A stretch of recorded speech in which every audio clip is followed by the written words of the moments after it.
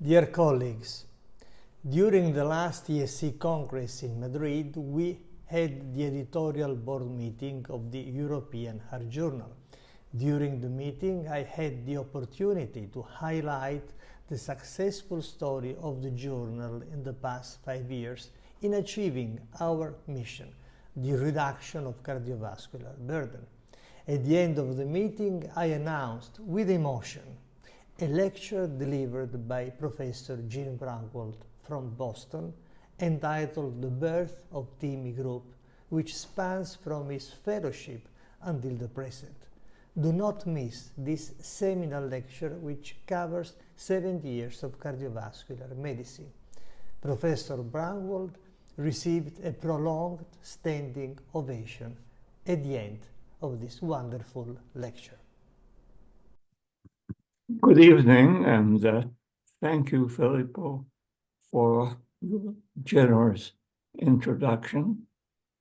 And I want to ask first slide. Thank you. First of all, I want to identify what TIMI stands for. Is an abbreviation of myocardial infarction, thrombolysis, and myocardial infarction. So as recently as the 1970s, it was generally believed that the development of myocardial infarction was a sudden event analogous to throwing a light switch off. Now we know that the myocardial necrosis often occurs over several hours, providing time to perfuse the threatened myocardium, usually with a stent in the occluded coronary artery. This reduces infarct size, which in turn reduces mortality or the development of heart failure. Now, this did not occur as a single giant step. It was preceded by thrombolysis, which improved the balance between oxygen supply and demand. Now, I've been quite fortunate in being able to follow this story closely and sometimes even participating in it. Next slide. So after completion of my clinical cardiology fellowship, I spent a research fellowship in the laboratory of Andre Cournand, you see on your left, in New York, Columbia University. Cournand won a Nobel Prize for the development of cardiac catheterization and used this technique to assess the hemodynamics of a substantial number of cardiac disorders. It was a terrific experience for me and stimulated me to aim for a career in academic cardiology. To pursue this, I needed training in basic cardiac physiology. And in 1955, I moved to the NIH in Maryland, where Stanley Sarnoff, who is on the right side,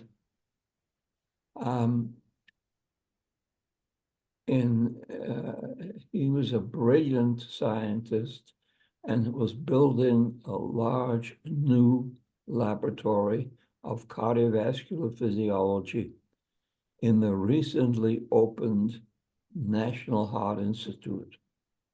Now, Sarnoff was at the apex of his career and was well known when I joined that team.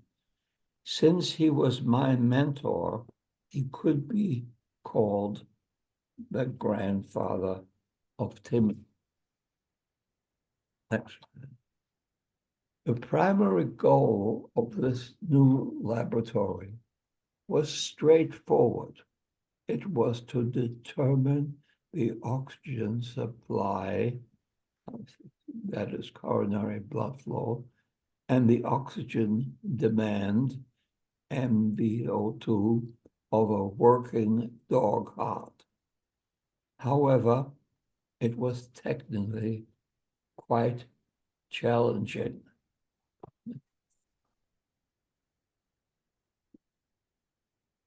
So, just a moment.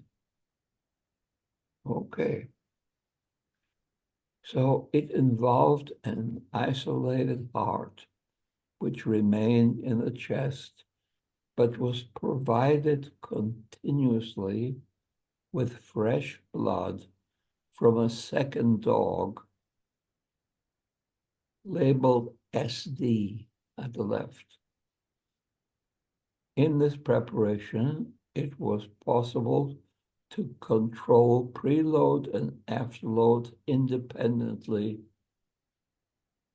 similar to the one that Starling had employed and from which his famous law of the heart was derived early in the 20th century.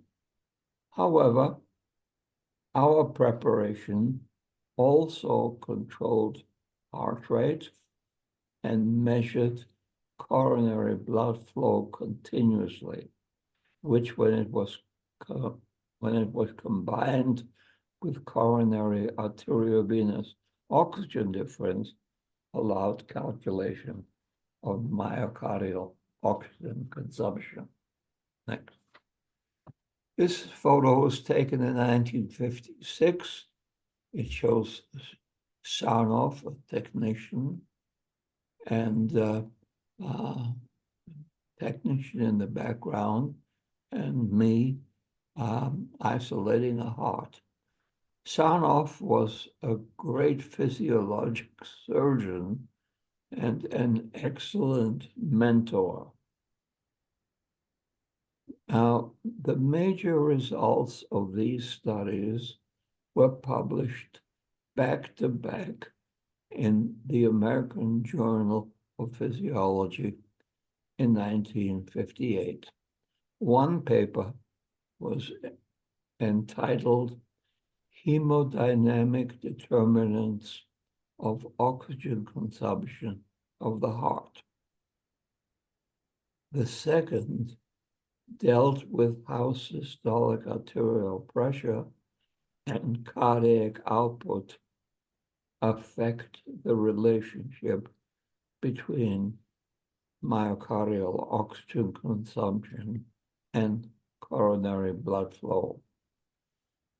Now, we observed that myocardial oxygen consumption was the product of maximal tension development and the frequency of contraction, both of which we were able to control in this preparation.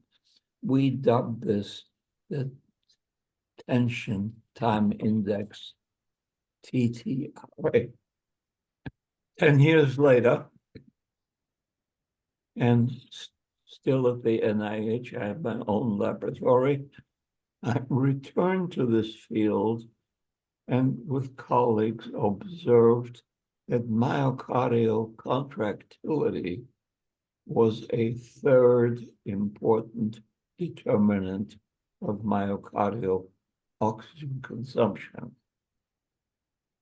Now, physiologists in Amsterdam were also awarded a Nobel Prize at a different time for their discovery of the carotid sinus system and its importance in circulatory control.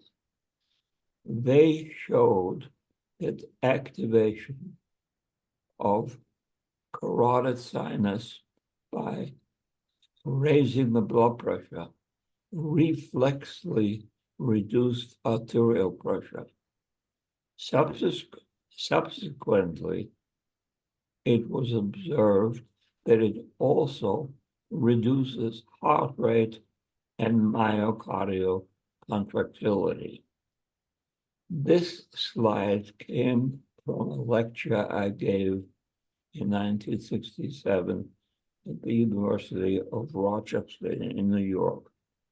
Actually, we were studying the effects of cardiac stimulation, carotid stimulation in the venous system, and that's how we got into this area. From our perspective, which was somewhat different, carotid sinus activation reduced these three principal determinants of myocardial oxygen consumption that I just mentioned. And we wanted to test the hypothesis that in patients with atherosclerotic coronary artery disease, whether this would reduce the frequency and severity of angina episodes. In order to determine this, we developed a device which could stimulate the carotid sinus nerves and therefore the carotid body. This shows the device at this patient's right hip, which he could activate or deactivate the device. The ring that you see on his chest is the transmitter of the signal. The receiver that sends the signal to the sinus nerves is subcutaneous. Happily, but frankly, somewhat surprisingly, it actually worked. In this example, taken from our paper published in the New England Journal of Medicine, a patient with a history of severe angina walked on a treadmill, which we raised slowly. His arterial pressure and heart rate increased until he reached 70 watts when he developed angina. When we turned the device on, you can see there was a drop in heart rate, which is the top channel, and mean blood pressure and individual pulse pressure. And the pain disappeared right away, and he could continue the walk. We were thrilled with this finding. Then came a career-changing event in a single patient. We instructed our patients to turn the activator to the off position if the anginal discomfort was not relieved or if it was particularly strong, because we didn't want to lower the arterial pressure in a patient undergoing an MI. One of our patients in whom this carotid stimulation had been implanted developed severe chest pain and promptly came to the institute where I saw him. He was obviously undergoing a STEMI with the activator in the on position, which we didn't want. I turned it off and his chest pain increased. This was an unexpected event that he would get worse by turning it off. So this on and expected on and off sequence occurred a second time later, which led me to remove the stimulator for a day. Fortunately, this patient made an excellent recovery. However, review of his electrocardiogram obtained during the early period showed an ST segment elevation in precordial leads of 3 millimeters when the stimulator was in the off position, and only 1 millimeter while it was in the open position. This suggested that carotid sinus activation might reduce not only angina, which we had seen, but infarct size as well.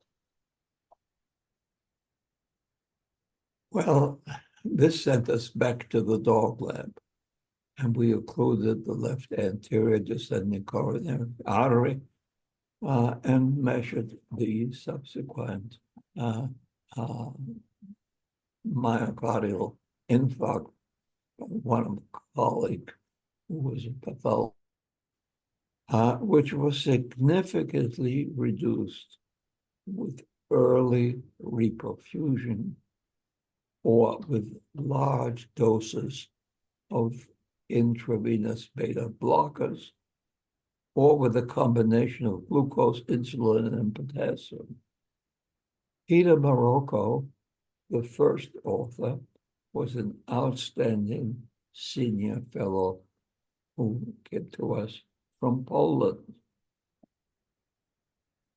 Now, in the conclusion of this paper, which was published in Circulation in 1971, we suggested, quote, as you can see, in patients with myocardial ischemic injury resulting from coronary occlusion, measures designed for reduction of myocardial oxygen demand and improvement of coronary perfusion when effected promptly after a patient has been brought to a hospital might reduce the ultimate size of the infarct.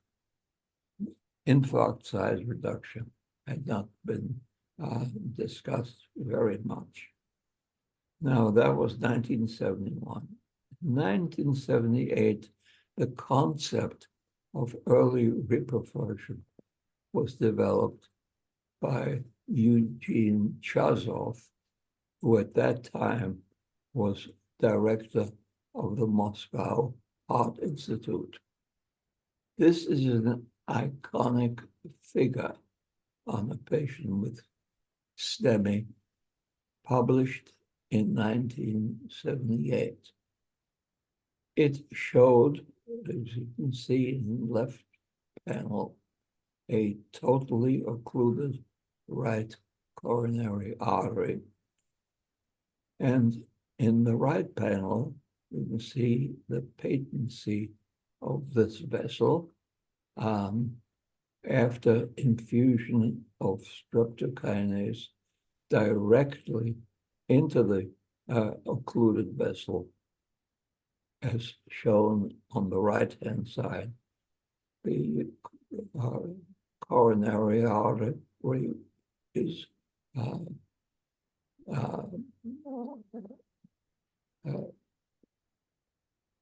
on the right side.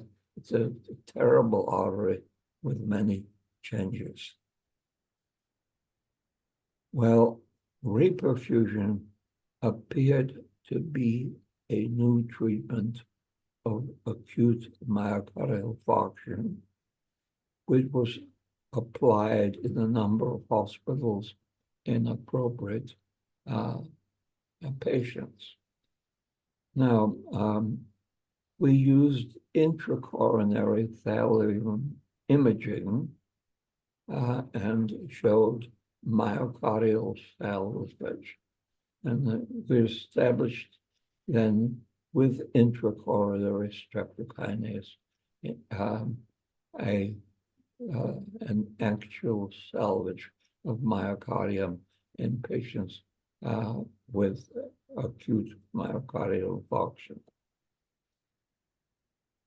Now, there was a lot of excitement in the following several years. During the next 3 years, these included a switch from intracoronary streptokinase to large doses of intravenous streptokinase. 2 phase 3 streptokinase these streptokinase GISI and ISIS-2 were begun. Genentech developed TPA, and the phase 1 results were encouraging. And as I mentioned, the thrombolysis group, TIMI, was organized, and we began to develop a protocol to compare intravenous streptokinase to intravenous TPA. The NIH supported this trial for patients with acute STEMI and total coronary artery obstruction. That was the key. They just had more than STEMI. They also had a total obstruction. The primary endpoint of the trial was patency at 90 minutes. As you can see, that the values were TPA was twice as efficacious. 62% had an open vessel compared to streptokinase, which was 31. Because of this clear-cut superiority of TPA, our data monitoring committee recommended stopping the trial after their first interim look at only 290 patients. We accepted their device. The New England Journal of Medicine considered these findings sufficiently interesting to publish it as a special report. This then represents the birth of TIMI. We also observed that regardless of the thrombolytic, whether it opens with TPA or with streptokinase, patency of the coronary artery that was involved at 90 minutes after the onset of the infusion, the primary endpoint, was then associated with a marked lowering of mortality at 1 year after follow-up. Next slide, please. We also observed that then we branched out in TIMI to study other thrombotics, including antiplatelet agency. We've studied lipid-lowering drugs, statins and ezetimibe, and heart failure. Now, I chaired TIMI for 25 years, from 1985 to 2010, and felt that a quarter of a century in any position is enough. Mark Sabatine, who started as a TIMI fellow, took over in 2010. He's a brilliant clinical investigator who has provided enormously effective leadership. I remain in TIMI, but without the administrative burdens. And the last slide is, since TIMI 1 was completed in 1985, we are celebrating the 40th anniversary of TIMI this year. We have completed or have going on a total of 80 trials, amounting to approximately 400,000 patient years. The average duration of follow-up has been 2.5 years, and we have approximately 1 million person years, trained 50 fellows in clinical trials. We are lucky we have a powerful statistical group, biomarker core laboratory, and a genetics core laboratory. TIMI is presenting 2 papers at this important meeting, and I thank you for your attention.